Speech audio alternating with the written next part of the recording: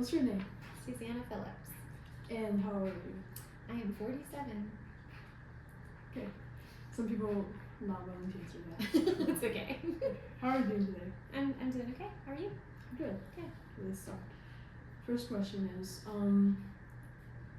what do you remember about daily life in the 1990s?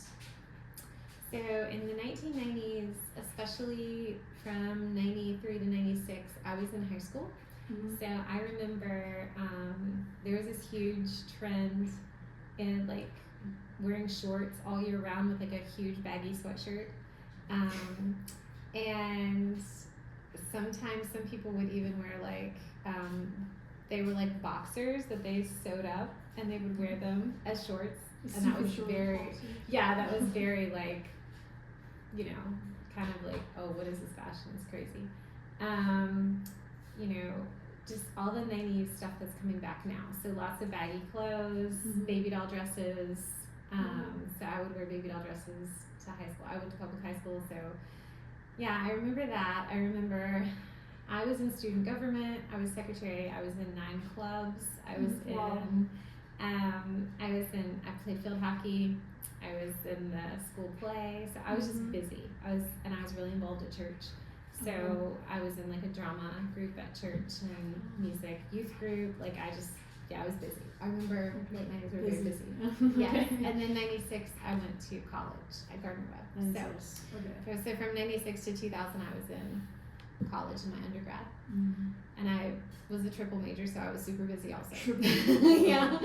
So I remember the 90s as being very busy. I also had a job in high school, So describe your life in the 90s with one word. With one word, busy. Right. Yeah. And what did a regular school or work day look like for you?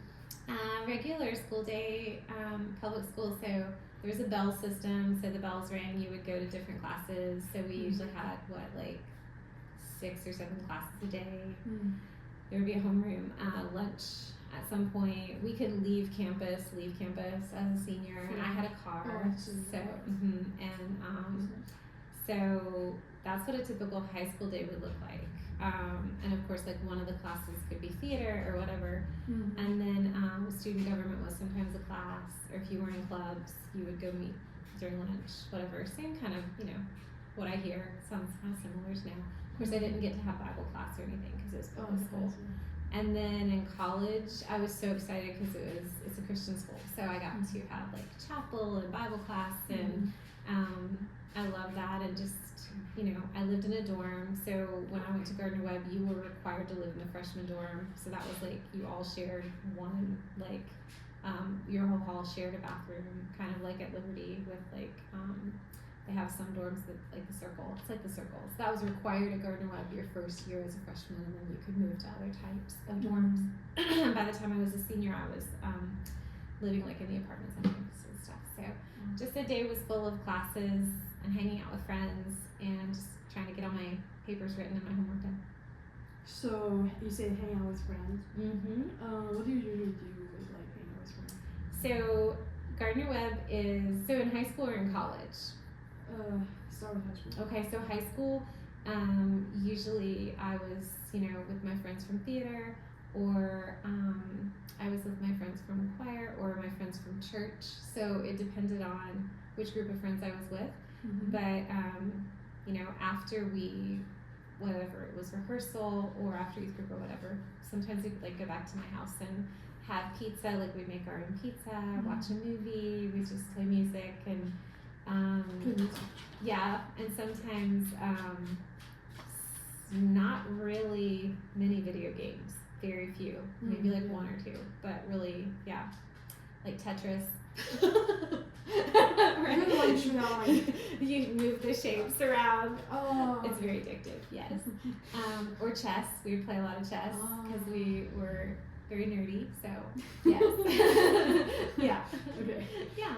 And then in college, there wasn't a lot to do in Boiling Springs, North Carolina. So we would get in groups and study, or just all go to get dinner together, or we were in Bible studies together, or we would make dinner together. Like we would all share recipes we had from home.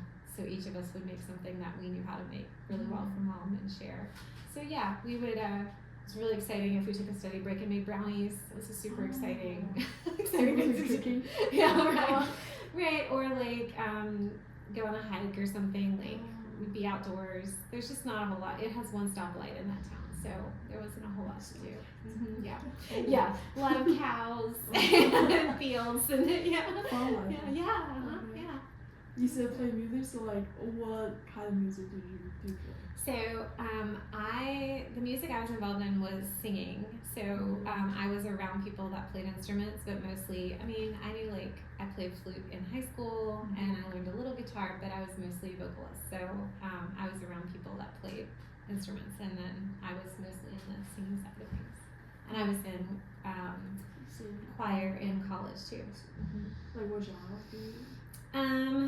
So it was mostly like it would be pieces from in different languages from different cultures. So like Hebrew or French or things like that. So or pieces from like Les Mis or yeah. So like except that genre of music, do you listen to like MP3 or something? So then we would listen to CDs. CDs. So it's like the actual discs. We would CD put in and CD player, like a little Walkman. Oh, I had that. Yeah, that was like new then. We weren't doing cassettes anymore. We had moved on to CDs. Yeah, it was a big step. Very exciting. So for the CD player, what kind of what genre of music do you? All Christian. I loved Christian music because being in a public school, like there weren't a lot of Christians, so it was a really big deal to be able to listen to like Point of Grace, Amy Grant, Audio Adrenaline, Newsboys, like all these Michael W. Smith, like yeah. So I loved my Christian music. Great. And what was your favorite TV show, movie, or trend from the 90s? So, and why did it stand out to you? Okay. TV show, I feel like I loved, is that 80s or 90s? I loved Growing Pains. I loved Full House. I loved, was it Wonder Years? But movies, I love like Pride and Prejudice and Much Ado About Nothing that had Emma Thompson in it and Kenneth Branagh. That had just come out. It was really exciting for me because I love English and literature. So yeah, I was mostly into like Pride and Prejudice and Shakespeare, and then TV shows were like there were a lot of things I wasn't allowed to watch. Like I wasn't allowed to watch Friends. I wasn't allowed to watch 90210. I wasn't allowed to watch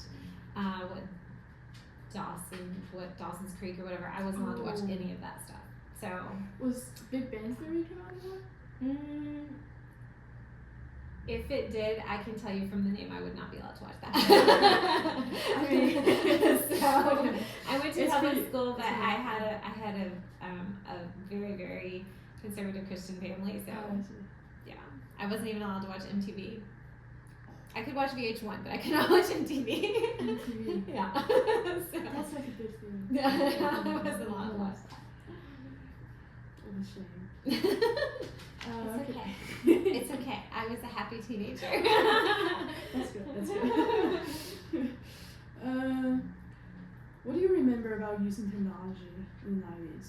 Like, do you guys have internet or like computers? Yeah. Yeah, so we, I had a computer in my room that was mine. Before that, I had an electric typewriter. So, you would type in, the paper would be coming out, and if you made a mistake, you had to either use whiteout or it would have like an eraser key that had like whiteout on a ribbon that would like type over where you made a mistake and you have to retype. With my computer, I could type up on that and then print it off, and if I made a mistake, of course, I would have to like white it out or reprint it or like try to write over that mistake. Dialing up for internet would make all this noise that sounded like, I don't know, dings and like white noise sounds, and it was this whole, it took several seconds to dial up. You just had to wait. It was like ding, ding, ding, ding. Like it made all this noise. It was really weird. And then email was pretty new. Like that was Jason and I, when he would go home to New York during college and I would go home to Virginia, we would email each other, and that was pretty cutting edge. And then I had a phone when I went to work as a senior in high school, and it was like in a bag. It was like a zip around bag, and the phone was pretty big.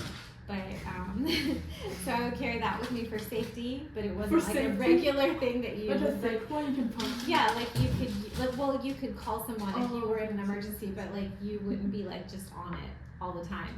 And then I had friends that had pagers, and if I called them from usually my landline at home, we would have certain numbers we would make up for each other. Like I had one friend and like my code was like 777, so if I put that, it would come up on his pager. He knew that was me, and he'd call me. So like it was like you had ways to identify each other because you would pick out like a way that they would know it was you, and then page them. So otherwise, they just had your name programmed, I think, and it would come up and say your name on the little screen on their pager. They'd have clipped on their belt, so then they have to go find a phone. It sounds so new to me. It was a lot less invasive. Because you weren't expected to respond like immediately, because a pager was not a way to like actually talk. So like they just knew you knew they were trying to reach out to you, but it wasn't like you could pick up a call. I see. Yeah. So I assume it's not that influential to you. No, it was a lot less invasive. Technology was a lot less invasive. And like you would go somewhere and you wouldn't have, most people didn't have a cell phone. And so like if you went somewhere, you were just not available. And if you needed to call somewhere, you would go find a store or a payphone or something to use. Like you just didn't, most people didn't have cell phones. They were pretty expensive and expensive. The plans to have them work were expensive. So it's pretty rare. Pagers were a lot cheaper, but you still, like, even sending that message, you had to go find a phone somewhere. So, yeah, it was a lot less invasive. Yeah. Okay. Were there any big events in the news during the 90s that you purely remember? And, like, how did people talk about it or respond to it?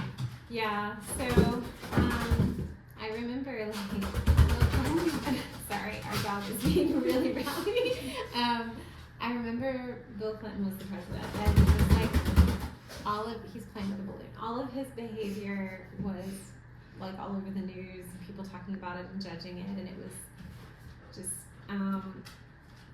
I remember that was the first time I had ever experienced having a president that was doing things that were like embarrassing, and that other countries were like laughing at us or like making fun of our president. Like that was not something I was used to feeling. Like before him, it felt like our presidents, like people looked up to them and respected them. Like, so that was some of what I remember was just like, his presidency.